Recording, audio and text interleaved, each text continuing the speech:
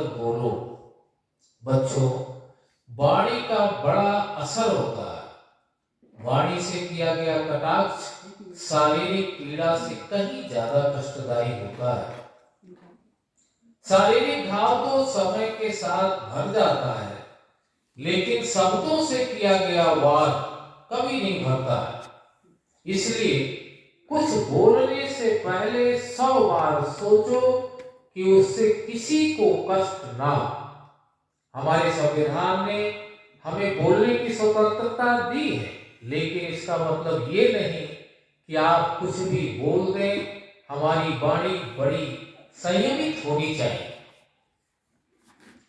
आप टीवी देखते ही हैं कि हमारे देश के नेता कुछ भी सोचे बिना बोल जाते हैं, फिर उनके बयान पर बवाल मच जाता है, फिर विशेषज्ञों को बुलाकर उस पर डिबेट होती है, तीखी प्रतिक्रिया होती है और फालतू की बहसबाजी होती है, समय बर्बाद होता है। बच्चों, ओल्ड इज गोल्ड जो हमारे पूर्वज हमें बता गए हैं, अगर उस पर हम अमल करें तो काफी समस्याओं का निदान हो सकता है। किसी विचारक ने सही कहा है कि कम से कम बोलो और जब जरूरत हो तभी बोलो। जो व्यक्ति कम बोलता है उसकी आवाज में वोल्टेज होती है, जिसका असर सामने वाले पर पड़ता है। कम बोलने से हमारी ऊर्जा बर्बाद नहीं होती, इससे हमारा आत्मसम्मान भी बढ़ता है। हम अपनी ऊर्जा को सही दिशा में लगा सकते हैं। हमेशा बोलने से पहले सोचो कि प्रतिक्रिया क्या हो सकती है। बच्चों, इस बात का ध्यान रखना है कि जब आप कभी महान पुरुष बने या किसी बड़े ओहदे पर पहुंचे तो मीडिया आपके पीछे लग जाएगा, आपसे कुरेद कुरेद कर प्रश्न पूछेगा, यानी मीडिया आपसे जबरदस्ती वो बुलवाना चाहेगा जो आप बोलना नहीं चाहेंगे। कोई जरूरत नहीं कि आप मीडिया की हर बात का जवाब दें। कभी कभी silence is the best answer to all the question. कोई आप कहें कि I am not comfortable in replying your this question. बच्चों, what your words are your words by you think before you speak।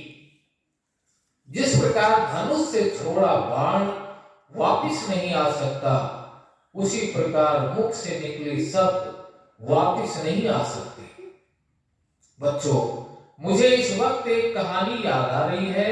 एक बार एक किसान ने अपने पड़ोसी को भला बुरा कह दिया, पर बाद में जब उसे अपनी गलती का एहसास हुआ तो वो एक संत के पास गया। उसने संत से अपने शब्द वापस लेने का उपाय पूछा। संत ने किसान से कहा, तुम खूब सारे पंखा इकट्ठा कर लो और उन्हें शहर के बीचों बीच जाकर रख दो। किसान ने ऐसा ही किया। वो फिर संत के पास पहुंच गया। तब संत ने कहा, अब जाओ और उन पंखों को इकट्ठा करके वापस ले आओ। किसान वापस गया, पर तब तक सारे पंख हवा से इधर उधर उड़ चुके थे और किसान खाली हाथ पहुंचा।